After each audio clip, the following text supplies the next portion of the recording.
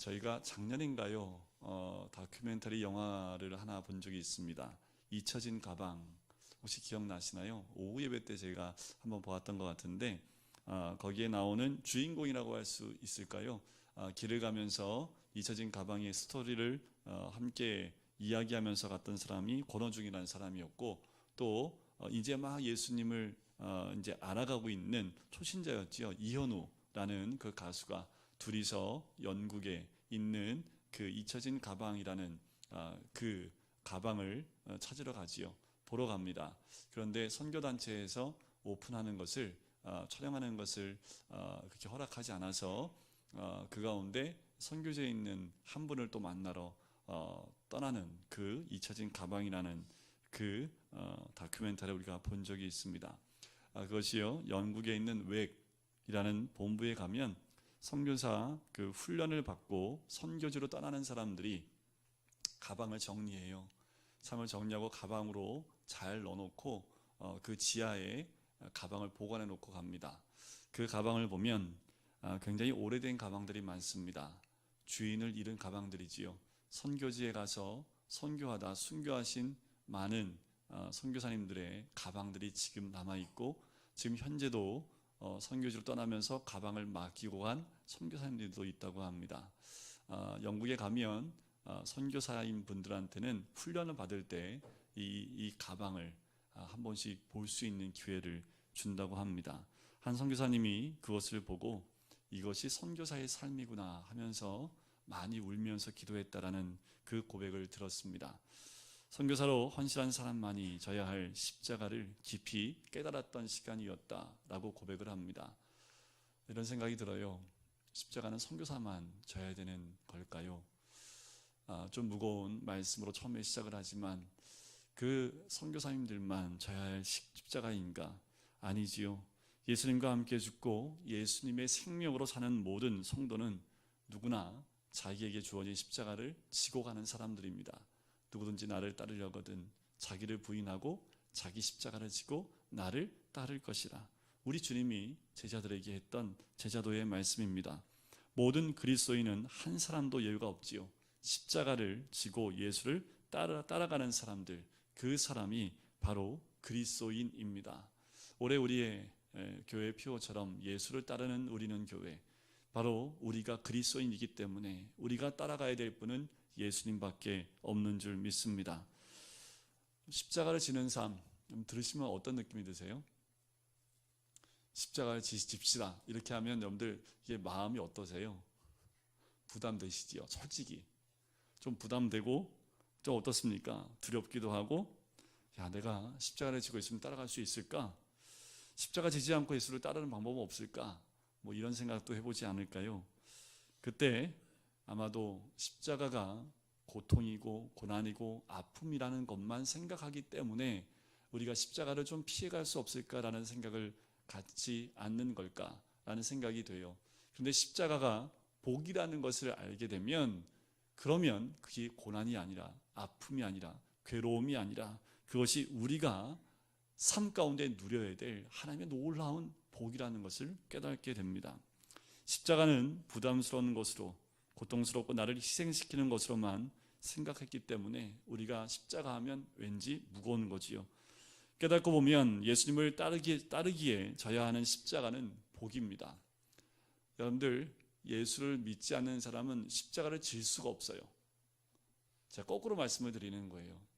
예수님을 안 믿는 사람은 십자가를 지을 수도 없고요, 십자가를 볼 수도 없고요, 십자가의 사랑 가운데 들어갈 수도 없습니다. 누구만이 십자가를 지을 수 있습니까? 예수를 믿는 사람입니다. 예수님을 나의 생명으로 모신 사람들, 예수님을 나의 구주로 모신 사람들만 지을 수 있는, 십자가를 지을 수 있는, 십자가를 따라갈 수 있는 특권이 있는 거지요. 십자가는 복입니다. 십자가는 예수를 믿는 모든 자들에게 하나님이 주신 복입니다. 자기 십자가를 지고 예수님을 따르는 것이 얼마나 놀라운 복인지 우리가 주를 만나고 또 깨닫게 되면 누릴 수 있는 거지요. 왜 그럴까요? 십자가만이 우리 인생을 변화시킬 수 있기 때문에 그렇습니다. 오늘 본문에 나오는 제자 한 명이 나옵니다. 다 도망갔지요. 한 명은 팔아버렸고 나머지 제자는 다 도망갔습니다. 그 가운데 유일하게 한 명만 그 십자가 밑에 있는 제자의 모습이 나와요. 공관복음에는 없습니다. 그런데 사도 요한복음에는 그 한 명의 사도가 나오지요. 그 제자가 사도 요한입니다. 그런데 사도 요한을 보면 여러분들 한번 생각해 보세요. 과연 저 사람이 어떻게 예수님의 제자가 될 수 있는 사람일까라는 거지요. 자, 요한이라는 사람 한번 생각해 볼까요? 요한하면 떠오르는 장면이 있습니다. 주의 나라가 임할 때에 하나는 우편에 하나는 좌편에 앉혀달라고 야망이 큰 사람이지요. 성격은 독선적입니다. 시기심이 많고요. 질투심도 굉장히 강한 사람입니다. 무엇보다 한 번 화나면요, 한 번 뚜껑 열리면 닫을 사람이 없어요. 그래서 별명이 뭔지 아세요? 우레의 아들입니다. 한번 뚜껑 열리면 주변에 아무도 안 가요. 그렇게 무시무시한 사람이 이 사도 요한이었던 사람입니다. 어느 정도 이 사람이 대책 없는 사람이었냐면 예수님이 공생의 기간 가운데 사마리아 땅을 통과하려고 했던 때가 있습니다. 당시에 유대인과 사마리아는 상극이었습니다. 사마리아 사람은 유대인 쳐다보지도 않고요. 유대인은 사마리아를 사람 취급하지 않았던 때입니다. 그런데 굳이 예수님은 사마리아 땅을 통과하려고 하세요. 왜 그럴까요? 그들도 구원받을 백성이기 때문에 그렇지요. 그런데 사마리아 사람들이 어떻게 했을까요? 예수님을 통과하지 못하도록, 들어오지 못하도록 막아버려요. 그때 이 요한이 뭐라고 합니까? 이렇게 얘기해요. 누가복음 9장에 보면 주여 우리가 불을 명하여 하늘로 쫓아내려 저희를 멸하라 하기를 원하시나이까? 주님 그냥 확 불태워버리죠. 그냥. 네? 저 사마리아 그냥 씨를 다 말려버려야 돼요. 무슨 막 그렇게 얘기를 하는 거지요. 네, 여러분 우리 중에 그런 사람 있어요? 저희 예수 믿지 않는 것들 저거 불 내려갖고 다 싹 쓸어버려야 돼. 이런 마음 갖고 계신 분 계십니까? 그럼 최소한 여러분은 사도 요한보다 나은 사람 아닙니까? 또 괜히 뜨끔하신 분 계세요? 내가 그랬었는데. 이 사도 요한이 그런 사람이었습니다. 여러분 예수 믿으면 사람 변할 수 있을까요? 예수 믿으면 성격이 바뀔까요? 항상 우리가 이 질문을 받으면 넘어지는 이유가 나를 보면 안 될 것 같아요. 나를 보면 변한 것 같은데 결정적인 순간에 똑같은 모습 또 나와요. 야곱처럼. 좀 변한 것 같은데 이 손가락머리는 왜 그때 또 튀어나오는지 또 손가락머리가 또 튀어나와요. 죽은 줄 알았는데 봤더니 아직도 살아있고 봤더니 죽은 척하고 있지 죽지 않은 내 모습을 늘 발견하는 것이 우리들의 모습이지요. 그런데 이 말씀 한번 들어보시겠어요? 사랑하는 자들아 우리가 서로 사랑하자. 어느 때나 하나님을 본 사람이 없으되 만일 우리가 서로 사랑하면 하나님이 우리 안에 거하시고 그의 사랑이 우리 안에 온전히 이루노니라. 누구든지 하나님을 사랑하노라 하고 그 형제를 미워하면 이는 거짓말하는 자니 보는 바 그 형제를 사랑치 아니하는 자가 보지 못하는 바 하나님을 사랑할 수 없느니라. 누가 한 말이게요? 사도 요한이 한 말입니다. 요한 1서에 보면 사도 요한이 서신을 쓰면서 이런 얘기를 써요. 바뀌어요 안 바뀌어요? 바뀌었지요. 우리와 같은 그 사람이라고 했던 사람이 사마리아 사람들에게 불 내려서 다 태워주기자고 말했던 그 사람이 이런 설교를 하는 설교자가 되었다라는 거지요. 그래서 요한의 별명이요 우레의 아들에서 사랑의 사도로 바뀌었습니다. 그것은 요한이 진 십자가 때문 아니겠습니까? 예수를 믿으면 사람 바뀝니다. 여러분 믿어보세요. 예수 믿으면 사람 바뀌어요. 목사님 저 예수 믿는데 안 바뀌던데요. 둘 중에 하나입니다. 욕만 그런 게 아니라 정말 우리가 예수님을 내 생명으로 내 주님으로 모시고 사는 사람이라면 바뀌어요. 정말 예수님이 내 주인이고 예수님이 내 생명이라고 생각하시면 바뀝니다. 우리는 이걸 원해요. 한순간에 확 바뀌기를 원하지요. 하지만 사도 요한도 보면 한순간에 확 바뀐 게 아니지요. 늘 주님이 나의 주님이심을 선포하고 십자가의 길입니다 라고 삶의 고백을 하고 살면 변화되고 바뀌게 되는 줄 믿습니다. 어떻게 그렇게 바뀔 수 있을까요? 예수님이 주시는 십자가 때문이라는 거지요. 자, 오늘 본문 23절에 보면 예수님이 십자가에 못 박힌 장면이 나오지요. 군인들이 예수를 십자가에 못 박고 라고 나옵니다. 그러나 요한도 십자가를 지게 되는 것을 오늘 본문에서 볼 수가 있어요. 그 십자가에 못 박혀 십자가에 들려 있을 때 그 밑에 누가 나옵니까? 어머니 마리아. 여기 보니까 몇 명 여인이 나오지요? 십자가 곁에는 어머니, 이모, 글로바, 고모가 아니라 이모네요. 그죠? 이모, 글로바의 아내 마리아, 막달라 마리아, 마리아만 3명이 나옵니다. 자, 거기에 자기의 어머니와 사랑하시는 제자, 이 사랑하시는 제자는 사도 요한을 의미하지요. 그 어머니한테 얘기합니다. 그 제자를 가리키면서 여자여 보소서 아들이니이다 라고 이야기를 합니다. 그리고 요한에게 뭐라고 합니까? 보라 내 어머니라. 사도 요한이 이 말을 딱 들었을 때 어땠을까요? 준비하고 갔을까요? 아니면 이게 왜 날벼락이야? 그랬을까요? 아마도 예수님이 십자가에 못 박혀 있는 순간이니까 그 말 들었을 때 이랬겠죠. 예, 주님 염려 마세요. 제가 아들처럼 어머니를 모시겠습니다 라고 했지만 좀 당황하지 않았을까요?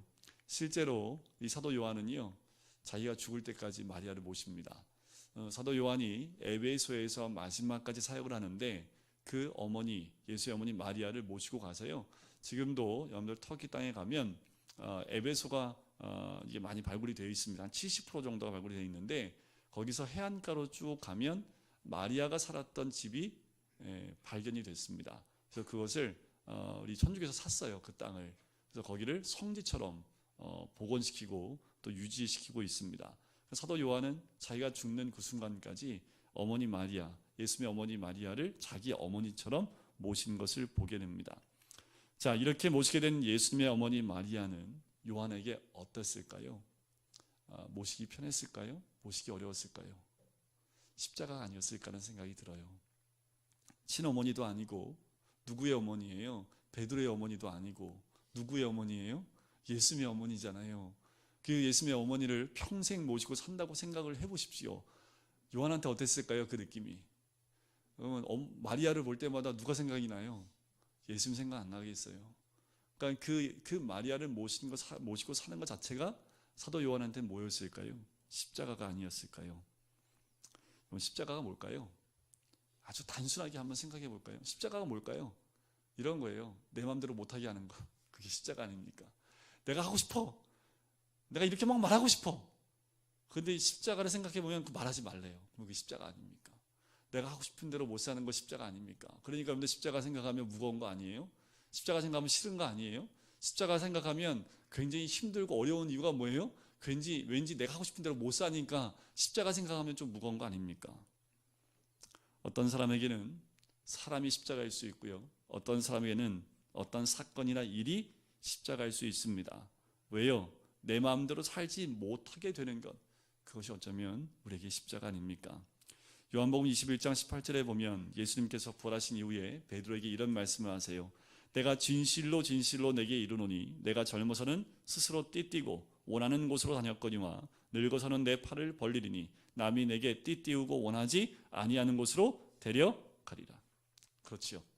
십자가는 내 마음대로 살지 못하게 하는 것이다 라고 말씀하시는 거 아닙니까? 여러분들 베드로 생각해 보세요. 베드로 어떻습니까?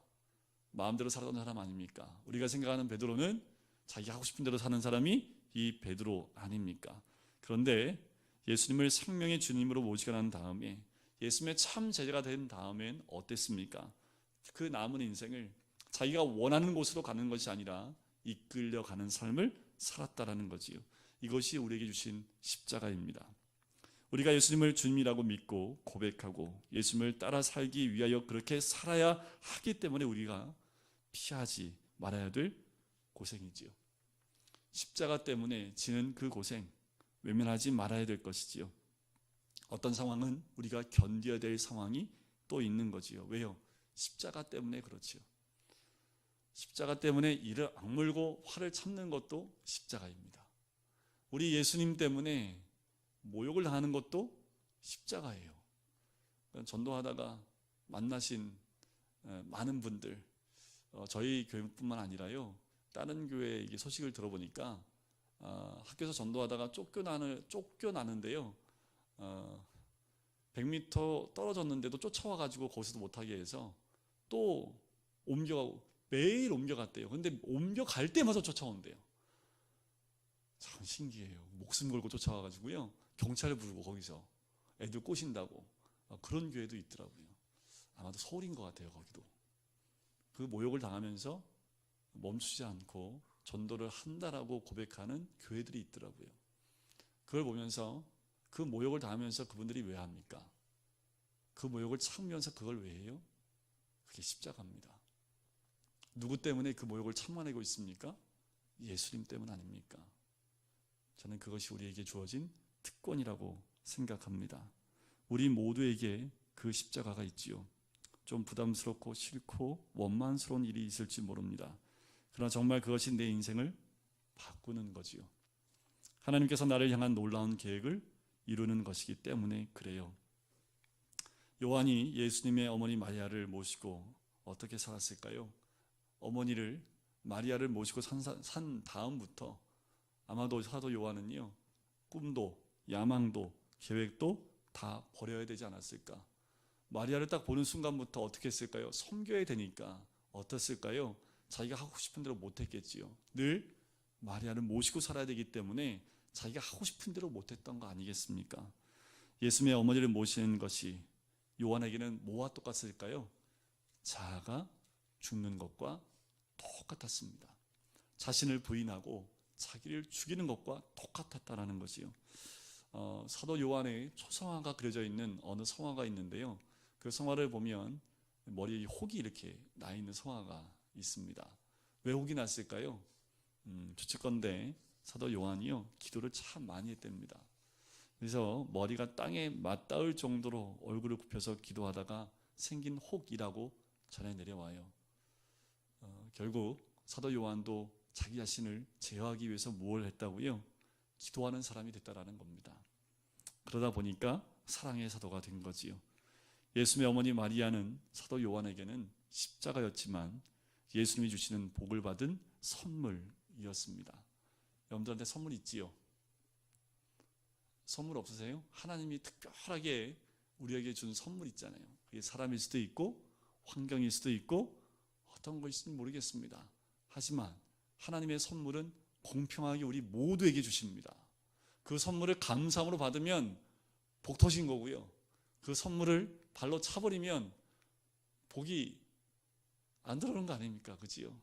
똑같은 환경이라 할지라도 그 환경을 복으로 받아들이면 그것이 복이 되지만 그것이 내가 거부하고 받지 않으면 하나님 주신 복을 누릴 수 없게 되는 거지요.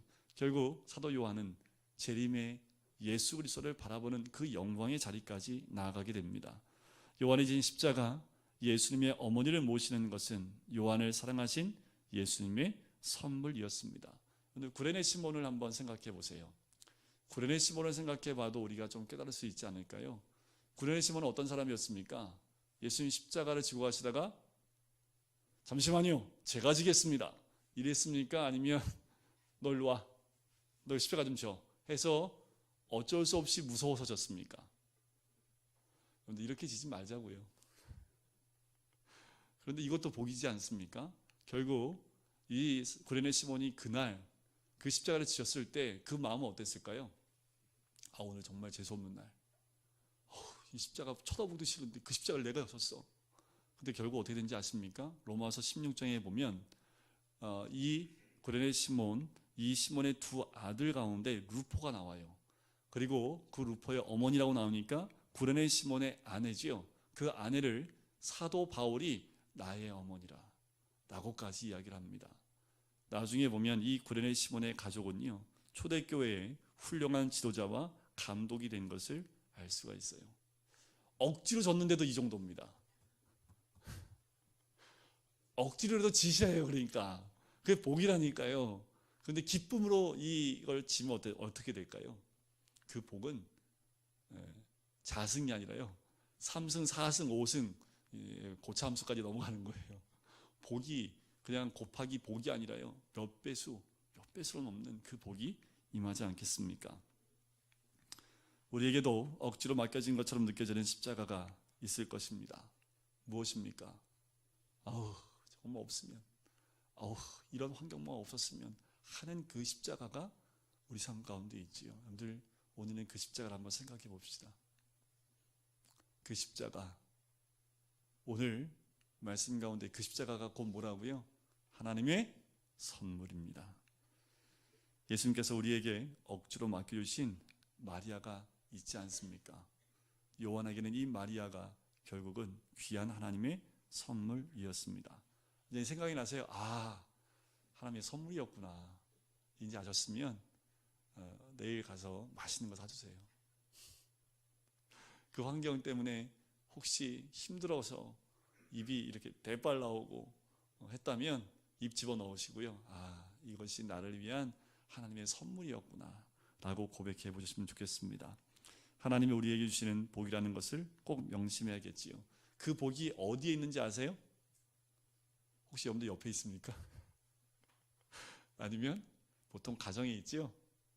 우리 좀 참 우리에게 복을 너무 많이 주고 싶어서요. 하나만 주지 않으시고요. 가정이 하나 있지요. 직장 가면 또 하나 있지요. 공동체 가면 하나 있지요. 교회 와도 하나 있지요. 어디 가나 복이 하나씩 다 있어요. 우리 하나님 얼마나 우리 사랑하시는지 가는 곳마다 십자가 하나씩은 다 품고 살 수 있도록 우리에게 허락하시지요. 그런데 우리는 어때요? 여기 가면 이 십자가 없었으면 좋겠고, 저기 가면 저 십자가 없었으면 좋겠고, 하나님 지긋지긋해요. 왜 이렇게 십자가가 많아요? 그것이 혹시 우리의 기도 제목 아니에요? 하지만 거꾸로 보면 그게 뭐라고요? 하나님 주신 선물이라는 겁니다. 피하지 마세요. 감당하시면 그것은 십자가가 복임을 깨닫게 되는 귀한 은혜가 있을 줄 믿습니다. 십자가를 지는 사람은 마음대로 살지 않습니다. 마음대로 살지 못하는 것이 얼마나 큰 복인지는 우리만이 알 수 있습니다. 우리가 지금까지 우리 마음대로 못 살아서 문제가 아니라요. 뭐가 문제였을까요? 마음 놓고 살았기 때문에 문제가 됐지. 우리가 마음대로 못 살았으면요 문제가 별로 없었을걸요. 근데 꼭 문제가 되는 거 언제 문제가 돼요? 내 마음대로 할 때 문제가 되지요. 요한은 부족한 것이 많은 사람이었지만 예수님께서 주신 십자가로 인해서 위대한 사도로 쓰임을 받을 수 있었습니다. 그러니 그가 십자가를 사랑하지 않을 수 없었겠지요. 여러분들 십자가를 사랑해야 합니다. 십자가를 사랑합시다. 여러분들 특별히 누군가 날 사랑하기 시작하면요 거꾸로 생각하세요. 내가 저 사람한테 십자가였구나 라고 생각하시면 돼요. 저 사람이 갑자기 나한테 밥을 사줘.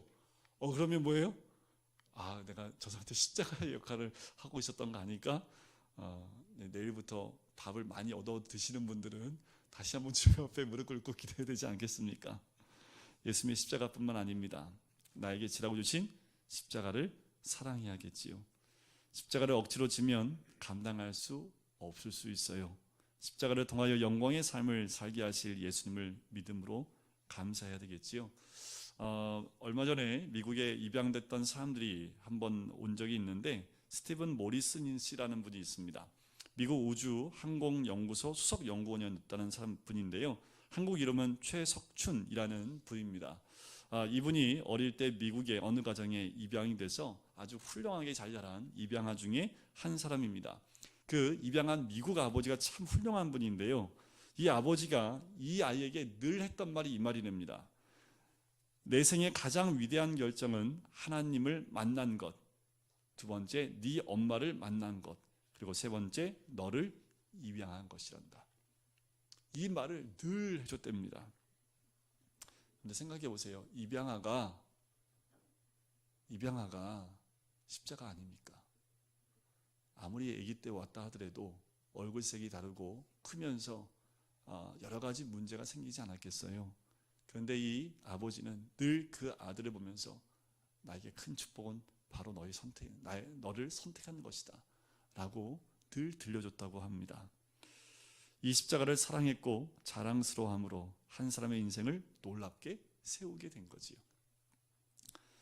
여러분 평생 남편, 아내, 아버지, 어머니, 자녀를 위해서 수고하면서 우리는 살지요. 이렇게 고백을 해보세요. 이것은 내가 선택한 겁니다 라고 한번 고백을 해보세요. 이 자녀들한테도 내가 너 선택한 거야. 당연히 남편과 아내는 서로 그렇죠. 서로 선택한 거 아닙니까? 그죠? 선택하는 것이라고 하나님의 사랑으로 함께 나눴으면 좋겠습니다. 그런데 이러진 마세요. 아이고 내 팔자야. 당신이 내 십자가요. 이러지는 마시죠. 이러지 마시고 하나님이 나에게 준, 내가 선택한 하나님의 축복입니다 라는 고백을 했으면 좋겠습니다. 지금 무거운 십자가를 지고 힘들게 걸어가시는 분이 분명히 있을 겁니다. 우리를 향한 하나님의 선물이라는 것을 꼭 깨달았으면 좋겠어요. 이런 한 분을 좀 소개시켜드리고 싶은데요. 모티베이터라는 책을 쓰신 분인데 전 KTF 부사장입니다. 조서환 집사님 이야기인데요. 이분이 만든 획기적인 것들이 많습니다. 쇼를 하라 쇼. 기억나세요? 그냥 옛날 건데 이거를 만드신 분이고요. 하나로 샴푸를 만드는 분이랍니다. 린스하고 샴푸하고 하나로 묶어서 이거를 개발하신 분이고요. 또 20세부터 80세까지 치아를 유지하라. 그래서 2080 치약을 만든 분이 이분이랍니다. 그리고 휴대전화번호 이동 서비스 있죠. 이거를 처음 만드신 분이 이분이래요. 근데 이분이 오른팔이 없습니다. 장애인이죠. 왜 그러냐 하면 23살 때 육군 소위로 임관을 했는데 군에서 수류탄 사고를 당해요. 그래서 정신을 잃었는데 깨어보니 팔이 하나가 없고 온몸에 파편이 다 박혀있는 상태로 눈을 뜨게 됩니다. 어땠을까요? 인생 끝났다는 생각 안 들까요? 그때 누가 가장 보고 싶었냐 하면 애인이었다고 그래요. 애인을 보고 싶어서 전화를 했대요. 그런데 애인이 오면 이렇게 묻고 싶었답니다. 이래도 나를 사랑하니? 근데 왔는데 차마 말을 못하겠더래요. 그렇게 며칠을 흘러가고 머뭇머뭇거리다가 결국 물었답니다. 너 이래도 나 사랑하니? 그때 한참 있다가 그녀가 고개를 끄덕끄덕 하더래요. 그 이후에 계속 이분을 간호를 했답니다. 그랬더니 이 애인의 아버지가 와서 이 여자를 끌고 나가면서 빨리 가자고, 너 여기서 뭐 하냐고 막 끌고 나갔더래요. 그때 애인이 이렇게 아버지한테 얘기했답니다. 만약 아버지가 손을 잃었다면 엄마가 어떤 태도를 보이기를 원하세요? 나는 이 남자의 전부를 사랑하는 것이지 손을 사랑하는 것이 아닙니다. 이 말을 딱 하고 아버지가 아무 말 못하고 그냥 갔대요. 그래서 이 조서환 집사님이요 마음에 다짐을 했답니다. 이 아내를 가장 행복한 여자로 만들어야겠다. 그래서 아내를 최고의 마케터, 즉 모티베이터라고 지금도 부른다고 합니다. 생각해 보세요. 이 아내한테는 오른손에 장애가 있는 그 남편이 어땠을까요? 고민을 얼마나 많이 했을까요? 그 십자가를 이 여자분은 지겠다고 그 아내는 선택을 하고 온 정성을 다하고 온 몸을 다해서 그 십자가를 섬기게 됩니다. 여러분들 가수한테 돈 줄 테니 노래 부르지 말라고 하면 가수가 노래 안 부를까요? 여러분들 진짜 농부한테 돈 줄 테니 농사 짓지 말라고 하면 농사 안 짓겠습니까? 정말 화가한테 돈 줄 테니 그림 그리지 말라고 하면 그림 안 그리겠어요? 저한테 돈 주면서 목회하지 말라면 제가 목회 안 하겠어요. 제 상황이 목회인데 십자가를 지고 가는 길도 마찬가지입니다. 누가 여러분들한테 돈 줄 테니까 그 십자가 그냥 버려버리라고 하면 여러분들 십자가 버리시겠습니까? 버리시면 안 돼요. 감사합니다. 제가 십자가 버리고 싶었는데 돈 주시니까 내가 바로 버리죠. 이러면 안 돼요. 그 십자가를 져야지요. 누가 어떤 것을 유혹해도요 십자가는 져야 됩니다. 이렇게 얘기해 주지요. 아니요, 나는 예수님께서 내게 주신 십자가를 사랑할 겁니다. 이게 답이지요. 여러분들 짐 엘리엇 그 이야기 아시지요? 1956년에 중남미 에콰도르 아우카 인디언족에게 복음 전하러 갔다가 말 한마디 못하고 5명의 청년이 죽임을 당합니다. 젊은 선교사가 죽임을 당해요. 그 선교사의 아내들이 모여서 기도하기 시작을 했습니다. 3년 동안 기도하면서 이들이 기도를 하기 시작하는데 이런 기도를 합니다. 아우카족들에게 사나운 마음 대신에 부드러운 마음을 주옵소서. 오 주님, 그들은 우리 남편을 창으로 찔렀나이다. 그러나 주는 이제 그들의 마음을 당신의 사랑의 창으로 찔러 주옵소서. 당신의 말씀으로 찔러 주옵소서. 그리하여 그들이 믿고 우리의 형제들이 되게 하옵소서 하고 이 아내들이 나중에 들어가지요. 결국 이 기도를 드린 지 꼭 3년이 지나서 짐 엘리엇의 부인 엘리자베스 엘리엇은요 자신의 남편을 죽인 그 사람 가운데 2사람을 그리스도께로 인도하게 됩니다. 이게 십자가지요. 너무 위대한 십자가이기 때문에 나하고 거리가 먼 십자가일 수 있을지 모르지만 자기 남편을 죽인 그 사람을 끝까지 전도하기 위해서 자기가 다시 그 자리로 들어갑니다. 그리고 자기 남편을 죽인 7명 가운데 2명을 주님께로 인도하는 놀라운 은혜를 경험하게 되는 거지요. 여러분, 주님이 우리에게 주신 십자가는 사랑해야 될 십자가입니다. 우리 모두 예수님이 그 짐이 무거워서, 그 짐이 너무 부담스러워서 만약에 십자가를 버려버렸다면 우리는 지금 이 자리에 있을 수 없는 거지요. 사도 요한이 예수의 어머니가 부담스러워서 그 십자가를 버려버렸다면 아마도 이 성경의 사도 요한은 사라지고 없었을 겁니다. 이와 똑같아요. 이번 고난주간, 이번 부활주일, 이 한 주간 동안, 이게 오늘 성금요일인데 오늘 우리가 다시 한번 주님이 나에게 주신 십자가를 다시 한번 생각해 보시고, 혹시라도 그 십자가를 장롱 속에 넣어놓은 계십니까?